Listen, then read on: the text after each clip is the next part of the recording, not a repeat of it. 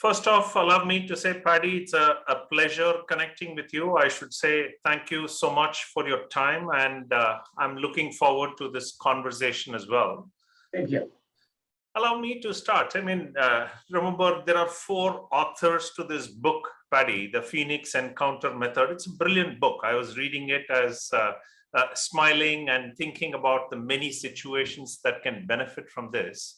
Now, how much of the Phoenix Encounter Method did you have to use in getting this book out the door, Paddy? So look, the book was actually an outcome of actually conducting the encounter in exec programs. So the short version of the story is Ian is the program director for the Advanced Management Program, which is a senior most executive program. Very good. And in pre-COVID days, it used to run 3 times a year. Twice in Fontainebleau and once in Singapore. The participants typically are CEO, CXO types, and it's a 4-week-long, fully residential program. Beautiful. Okay, so they come and they are there for 4 weeks.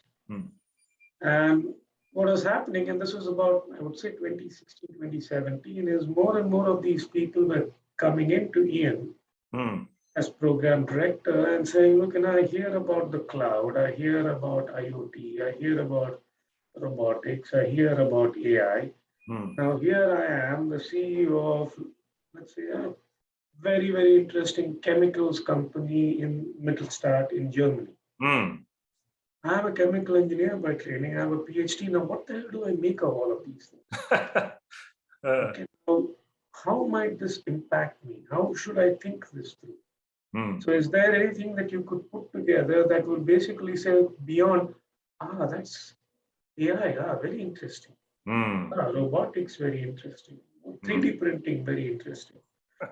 But is there a way to start connecting the dots to now say, look, what might this mean for me in terms of me as a person, as a leader, as well as what it might mean for my business. Okay. And Ram also teaches an A&P. So it was the 4 of us who actually got together and said, look, what we need is not what the consultants do, which is tell people, here's the solution. Here's the answer.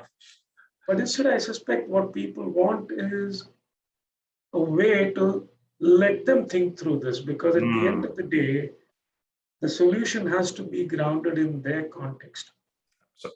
So what you need is a method that helps them orchestrate their thinking and sort of making sense of what this might mean for them as an individual and for them as the leader of their business. Right. And so that's how it started. So it first started off as a day-long thing. And then now it takes almost 1 full week in the AM. Wow. They start on a Monday morning, Monday afternoon, and then they typically go till Friday afternoon. And we take them through all the stages that are there in the book. Sure. And so what happened after that is many of these participants would then call us afterwards and say, look, can you do an encounter for us? And what they meant by us typically was maybe for a group of my CXOs, or maybe run it for the board, or maybe run it for a bunch of high potentials. Very good. And now, even with just 2 people trying to synchronize calendars to be able to do it was difficult. Correct. With 4 people, it became impossible. And then one of them said, look, if you can't do it, at least can you put it down together so then we can take it, read it, and then we can then do it by ourselves. Absolutely. So the book essentially was sort of like, okay, here's what led our thinking in terms of development of the encounter. So the book is about that. And then the book then has what we call an implementation manual, which actually says, look, if you want to do it now with your company, with your people, whoever it is, the implementation manual is complete. Very good. How do you sort of run it through? What are some do's? What are some don'ts? What are some cautions? What are some caveats? Sure. That's great. Now, what I'm thinking is, much of what's captured in the book, Paddy, is all about the destroyer archetype and deciding what to preserve and then unleashing the creator archetype in a way. Now, there are millions of businesses that can actually benefit from this, Paddy. Right? Yeah, see, what you have to realize is the idea that we came up with is not actually new. I think what is new is the method. Sure. Okay, there are people who said, look, and we've seen this, right? We've worked with a lot with senior executives in the company. And oftentimes happen in companies is they'll take their senior executive and say, let's do an offsite, do a retreat, put them into rooms and say, look, what should we be thinking of doing to innovate? Correct. And what should be a wish list and activities for the next 1 year or next 1 to 3 years? Many of these companies are actually some very, very smart people, so they'll come up with a list. Sure. But I think the problem that we observed repeatedly was the list was oftentimes very incremental. And it was, okay, this is what got us successful, this is what we need to be doing, but it was sort of fairly risk averse. It was very conservative. They were not willing to step out of their comfort zone. Okay. And this is when you start looking and reading the psychology and the sociology literature, you realize this is about changing people's mindset. The earlier exercise was all about, okay, this is the way I do things. Now I think about that, I think about it. And it's sort of, okay, now what do I need to do at the margin? Because my company is still okay. It's not in trouble. Correct. And I've seen this in so many companies. I can talk about it now. I used to consult for Nokia. This was globally. And, think about the late 2000s. They were going great guns. Correct. And if you think about Nokia, not only were they growing great guns in developing economies, be it India, Indonesia, Thailand, they were just 60%, 70% market share. Correct. And then you ask these guys, what do we need to do differently? They'll say, we need to tweak Symbian this way, we need to do this way.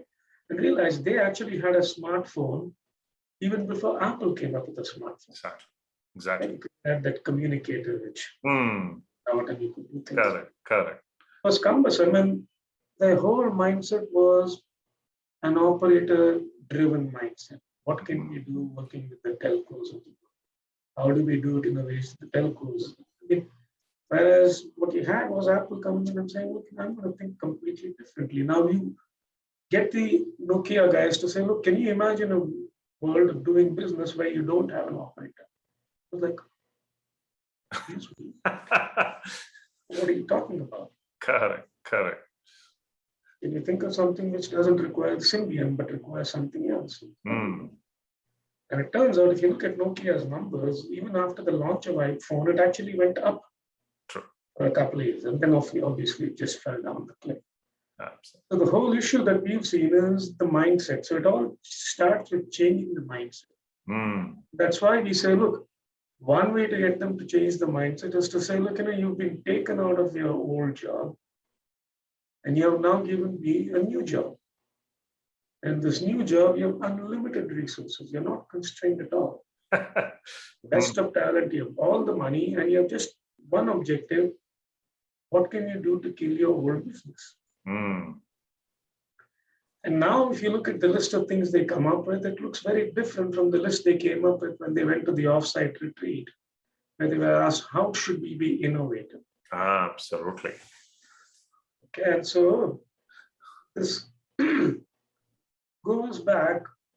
In fact, as I said, this is not a new idea. If you go back to the 70s, there was a very, very wonderful scholar in OB called Jim March, who was actually, I spent 10 years with him when I was at Stanford. He had this wonderful paper which says, managers come of two types. One who have the exploitation mindset and one who have the exploration mindset. Beautiful. The exploitation mindsets are people who are saying, what has gotten us this far? And let me see if I can exploit a little bit further. Let me milk it for what it is. The engine is working. Let's see what we can. Now, companies need to do this. But what companies need to realize is that this is the only thing they do. In the long run, they will flame out. What they need to do is also create the resources to let the people within the company who are very good at what Jim called exploration, to think differently. Right. And what a company needs is a mix of both. Very nice. Very Each nice. by itself is not good enough. Beautiful. Now, it's awesome that you're talking about all of these, Paddy, but I'm thinking in organization settings, there is politics at play. How does the Phoenix play politics, Paddy? See, the Phoenix is not meant to even think about politics. Okay, because at the end of the day, what we did was design something which the CEO could use to figure out how can I get this idea and let it now become part of the DNA of the organization. So oftentimes when participants from AMP or other companies we consult would come back and say, now can you run an encounter with the board or with a group of the CXOs, or maybe with a group which has some CXOs, but actually some very smart high potentials. Correct. Or some very, very different thinkers. What they are trying to do is actually deal with the politics, which is to say they realized if they go tomorrow and say, I have found the answer. This is what we are going to do. Some of them may be able to pull it off, but most of them will not. So this whole change thing is a journey. And each CEO has to figure out how they orchestrate the journey for their organization. And it needs to be probably done differently for different organizations, given how they are set up. Okay. So my feeling is, having done this, what has happened is the people who sort of buy on this realize again that this is not a one-off. That the way to do this is to basically maybe do it once every 6 months or once every year. Sure. Because the world in 2022 is going to be very different from the world in 2023. Things keep changing. So, think about us. And imagine we telescope ourselves to February of 2020. Talk about INSEAD or talk about your business. What would it look like in February 2021? More of the same. Would anything have disrupted your business or INSEAD? Yeah, online is coming on, is that, etc., etc. But it could have been in a space of 12 months, partly thanks to COVID. All these companies have realized you could be disrupted by things happening left, right, and center, not even happening in your geography. True. And so what can happen over the next 12 months could be completely different. So the way you need to do this is to say, look, I need to change my mindset. I need to change my thinking, but it can't be a one-off. If it's a one-off, it won't pay long-term dividends. Absolutely. It's to be an ongoing process. In fact, I should also share while I was taking notes, Paddy, I was saying COVID, completely opposite viewpoints debate. Correct, yeah. Right. Very nice. Now, when you think about innovations on top of this method, Paddy, how are you thinking? See, the way we thought about it is the following. Okay, if you think about everything that we talked about in the book, from the perspective of technology, from the perspective of how the world has become so much more digital, so much more social, so much more connected, how these new business models of platforms and ecosystems are just going all across.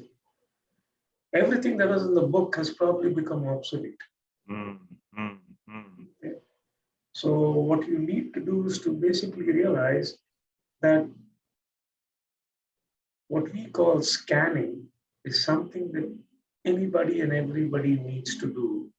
And this needs to be an ongoing exercise. Absolutely. The problem that a lot of people have in companies is their networks, in terms of whom they reach out to, whom they talk to on a regular basis, is actually very narrow. I mean, if you look at COVID, what you realize is companies are getting disrupted by people whom they never thought were their competitor before. Right. And if you say, look, the way I'm going to think about what I need to do is only looking at my existing competitors, you're going to get blindsided. True. Okay, so the method in that sense is robust because it's about changing your mindset, changing your thinking.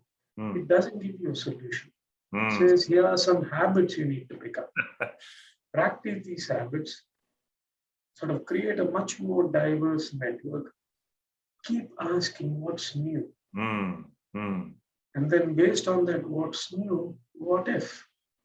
Correct. And what might that mean for me as a leader? What might that mean for my business? And then the answer is always going to be context dependent. True. The questions, thankfully, are not. True. Very good. Last couple of questions. I'm just conscious of time as well. You mentioned about a facilitation guide, Paddy. How is that coming along? Now that's out. So Amazon, it's McGraw-Hill has already printed that. Okay. It's called the implementation manual. It's a paperback and it's an ebook. Oh, okay. So most of the people who want to run this, we just say, look, read the book because that will get all the concepts in your mind. Read the manual because that will actually give you all the cheat sheets. You want to be able to run this by yourself in your organization, in your company, whatever it is. Very nice. Very nice. Which brings me to the last question, Paddy. What are you working on next? So the thing that we are working on now is to say, look, given this idea in terms of the Phoenix encounter, the next thing is to actually say, look, can we now create maybe a book which is a collection of case studies, which is about leaders and organizations that have basically said, look, the status quo doesn't hold. We need to change. And then to start looking at the things that they've done to change and say, look, what can be the common denominators across these companies that are across sectors and across geographies. So if you think about it, what you realize is there is no industry that has a monopoly on innovative thinking, nor is there any country that has a monopoly. Okay, so in that sense, what we are thinking of now is to say, look, what might be things that we could do by collating these 6 to 8 stories of companies that have basically sort of figured out how to reinvigorate themselves in a way that says, look, we had some things going for us. Let's figure out how to make those things better. Beautiful. By the same token, there are things we should have been doing which we are not doing. How do we get that off the book? And for that to happen, it's not just something where you say, I'm going to throw money at it. Money actually doesn't work. Sure. Okay, so everything within the company itself also needs to change. Go back to Jim. This exploitation versus exploration, or what we in our book call the doers versus the dreamers. The doers whom we talk about in our book are the people who know how to take the engine that works and make it work even better. The dreamers are the people who ask the question, why do you do this way? It doesn't make sense. Can't look different ways to do it. And one of the issues that we've noticed in many companies is if you look at HR, you look at the way they look at talent. They have KPIs which are fantastic for evaluating who is doing and who is doing better.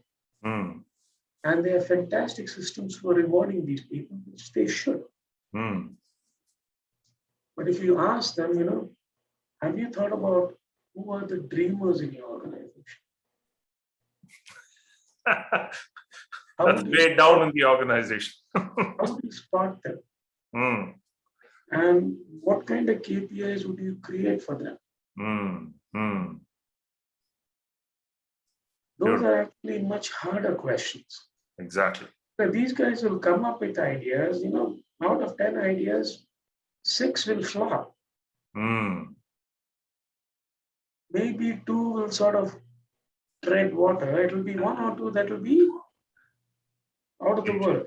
So now when you get these people, let's say you get a bunch of 100 dreamers, you put them into these 10 projects, 6 of them, they're going to fail. How are you going to evaluate these people? If you say, oh, you failed, you're done, you're toast, the company in the long run is done, because now nobody will raise their hand and say, I'm willing to try it. Exactly. So when I say things have to change, it's not just about changing the mindset of the leaders. It's also about changing all the different bits and pieces within the organization. Very nice. All the way to the talent. And very nice. In terms of saying, if I'm a very, very senior person in the organization, how do I spot the different types of talent? What do I do to be a mentor? Not just for the doers, but also for the dreamers. True. And it's not easy, but it can be done. Very nice. Very nice. I'm even thinking that, some of the acronyms I wrote down called COCO, which is,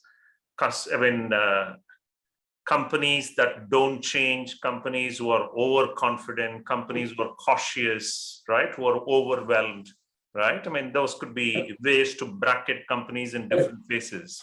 Yeah, right? Those were things we were using to name, because we saw those segments in our CEOs. Okay. Where we came up with originally was, if you were to segment CEOs, we could segment them into those groups. And then you realize oftentimes companies are a mirror of the CEO. Correct. Very nice. Very nice. Allow me to say a pleasure speaking with you, Paddy. Right. And allow me to say humbly, it's a fantastic book that you've written. It's going to go ahead and make changes, right? And let's see how much more change this can bring about. Thank you so very much for your time. Pleasure.